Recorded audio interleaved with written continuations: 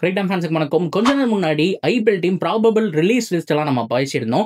So 15ஆம் தேதி release list submit பண்ணியே ஆகணும். ஸோ அதுக்கப்புறம் மற்ற ஏற்பாடுகள் அவங்க பண்ண போறாங்க ஆக்ஷனுக்கு முன்னாடி. அப்படி இருக்கும்போது அவங்களுடைய ரிலீஸ் லிஸ்ட் எல்லாம் என்னங்கிறத நம்ம பார்த்துருந்தோம். சப்போஸ் மிஸ் பண்ணியிருந்தீங்கன்னா செக் பண்ணி பாருங்க. அதை தொடர்ந்து நிறைய பேர் கேட்ட கேள்வி, ஸோ எந்தெந்த டீம் யாரை டார்கெட் பண்ண போறாங்க, ஆக்ஷன்ல யாரை வாங்குறதுக்கான சான்ஸ் ஹைலி பாசிபிள் அப்படிங்கிற மாதிரி கேட்டிருந்தீங்க.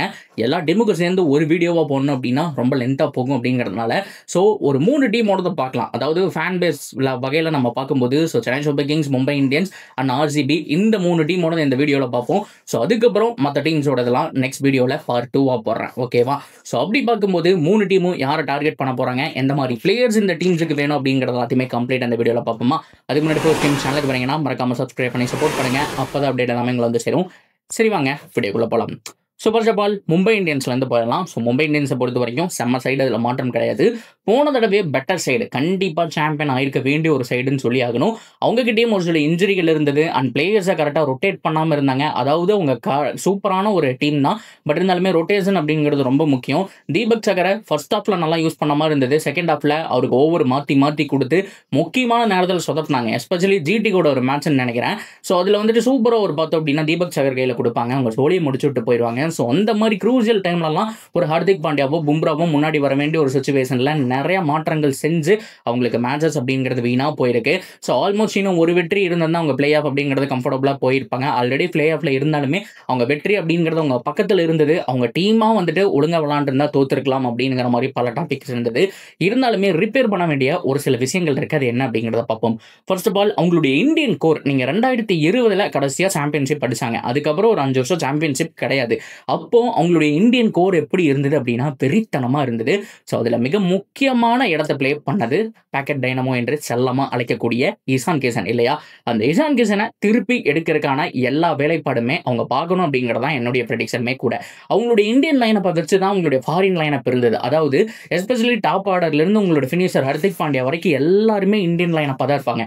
ரோஹித் சர்மா, இசான் கிஷன், சூரியகுமார் யாதவ், திலக் வர்மா, ஹர்திக் பாண்டியான்னு சொல்லிட்டு அந்த 5 பேருமே இந்தியன் பிளேயர்ஸ் அப்படிங்கிறதுனால அந்த சாலிடான ஃபாரின் ஸ்லாட் அப்படிங்கிறது அவங்களுக்கு மிச்சமாகி கிடைக்க போகுது. ஆனா அதுக்கப்புறம் ஹார்திக் பாண்டியா ஜிடி போனாரு, மறுபடியும் வந்தாரு. அவர் உள்ள வந்ததுலேருந்து ரோஹித் சர்மா கேப்டன்சிலேருந்து விலகினாரு. ஒரே டீமுக்குள்ள 2 பிரிஞ்ச சண்டை நகர மாதிரி பல விஷயங்கள் போய் இப்போ ஒரு வழியா பிரச்சனை எல்லாம் முடிஞ்சு செட் ஆயிருக்கிறப்பானுங்கிற ஒரு சுச்சுவேஷன் வந்திருக்காங்க.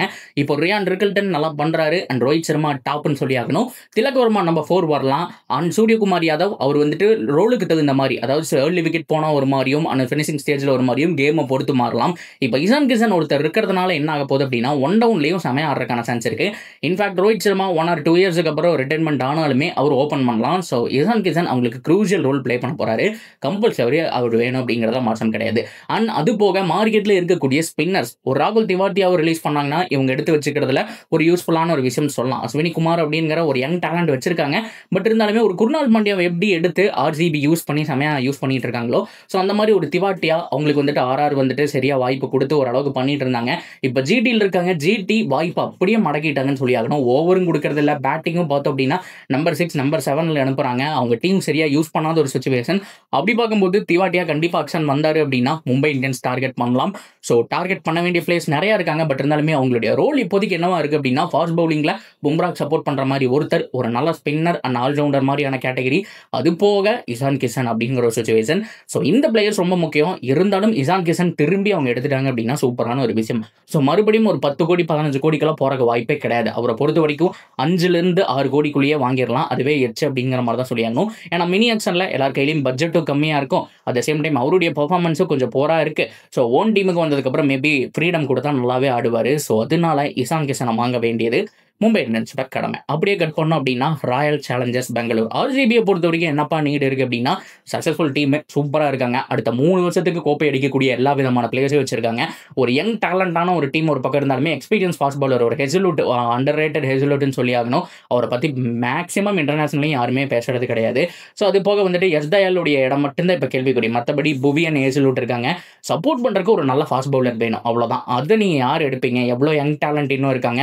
ஸோ கமலேஷ் நாகர் போட்டு இன்னும் நிறைய பேர் வந்துட்டு வருவாங்க. அவங்களெல்லாம் எடுத்து ஒரு ட்ரையல் பார்க்கறதுனாலும் பார்க்கலாம். அது போக ஸ்கவுட் பண்ணி ஒரு யங் டேலண்ட்டை இவங்க ட்ரையல் பார்த்துருக்கனாலும் பார்க்கலாம். பட் இருந்தாலுமே அக்ஷனுக்கு வரக்கூடிய பவுலர்ஸில் சமி வந்துட்டு ரொம்ப முக்கியமான ஒரு ரோல் வந்துட்டு ப்ளே பண்ண போகிறார் கைஸ். அதாவது சமி ஃபார்ம் அவுட்டு, இன்ஜுரி இதெல்லாமே தாண்டி ஸோ அதனால தான் எஸ்ஆர்ஹெச்லேருந்து வெளியில் வராரு அப்படிங்கிற ஒரு நியூஸையும் தாண்டி இப்போ ரீசன்ட் டைம் பர்ஃபார்மன்ஸு, அதாவது எஸ்பெஷலி இன்றைக்கி நான் வீடியோ ரெக்கார்ட் பண்ணுறேன் இல்லையா, டெஸ்ட் மேட்ச்சில் சும்மா பிரித்து வீசியிருக்காரு.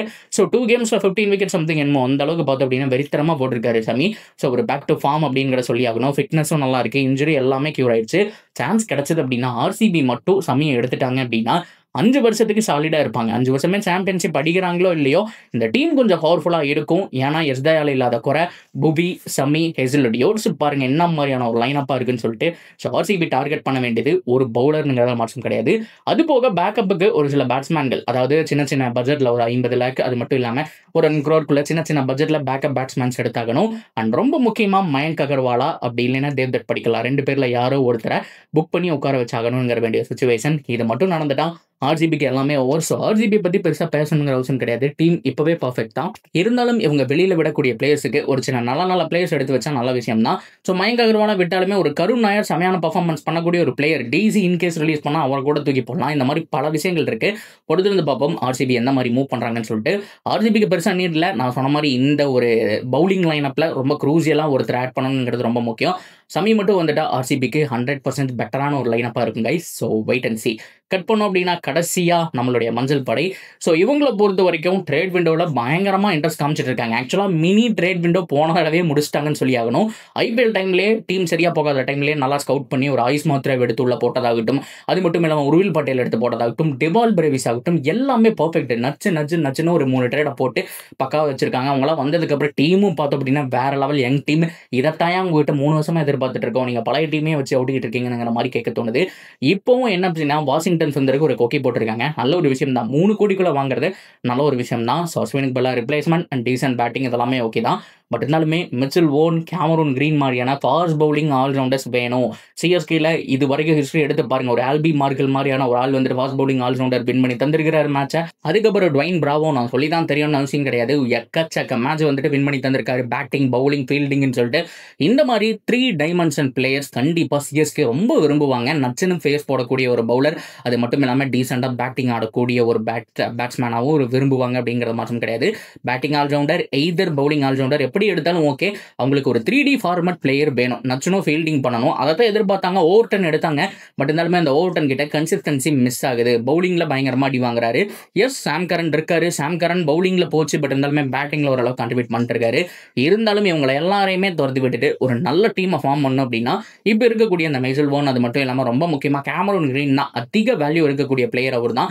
ஸோ இந்த ஆக்ஷன்லேயே நம்ம பார்க்க முடியுது. ஸோ அவர் மாதிரியான பிளேயர்ஸ் இவங்ககிட்ட எப்படியோ சாலிடாக ஒரு 30 crore இருக்க போது கொடுக்குற பட்ஜெட் எல்லாம் சேர்ந்து அட்லீஸ்ட் 25 இருக்கணும். அதில் உசுரை கொடுத்து ஒருத்தரை ட்ரை பண்ணிடணும். இன்கேஸ் அவங்களுக்கு ஓகே நம்ம வாங்கிக்கலாம், ஆல்ரவுண்டர்ஸ் எல்லாம் வாங்கிக்கலாம் அப்படின்னு நினைச்சாலுமே சஞ்சு சாம்சன் அக்ஷனுக்கு வராரு அப்படின்னா சஞ்சு சாம்சனுக்கும் விருப்பம் இருக்கு, எங்களை வாங்கிக்கும் அப்படிங்கிற மாதிரி ஆல்ரெடி அவங்களுக்குள்ள பேச்சுவார்த்தை நடந்திருந்தாலும் அவர் எடுத்து போறதுனாலும் யூஸ்ஃபுல் தான். ஏன்னா கண்டிப்பா ஒரு experience player, middle order Indian batsmen வந்துட்டு மேலே வேணும். மும்பை இந்தியன்ஸ் ஆல்ரெடி நான் பாயிண்ட் அவுட் பண்ணேன் இல்லையா, அவங்களுடைய ஸ்ட்ரென்த்தே அந்த இந்தியன் கோர் தான். அதை எப்போ 2020 அப்புறம் போச்சோ டீம் அதோட போச்சு இல்லையா, அந்த மாதிரி இந்தியன் கோர் அவங்களுக்கு அமைஞ்சது அப்படின்னா ஃபாரின் ஸ்லாட் மிச்சமாகி கிடைக்கும். அது மூலிமா கீழே நீங்கள் நிறைய பவுலர்ஸ் ஆட வைக்கலாம், அது மட்டும் இல்லாமல் ஆல்ரவுண்டர்ஸ் ஆட வைக்கலாம். டீம் இன்னும் ஸ்ட்ரென்த் ஆகும். ஸோ அதுதான் ரொம்ப முக்கியம். ஸோ அப்படி பார்க்கும்போது சஞ்சு சாம்சன் கிடைச்சாலுமே ஆட ஒரு 25ல் ஒரு 15 வரைக்காவது ட்ரை பண்ணி அவரை வாங்கிடணும் அப்படிங்கிற ஒரு சுச்சுவேஷன் கண்டிப்பாக சென்னை சூப்பர் கிங்ஸ்க்கு இருக்கு.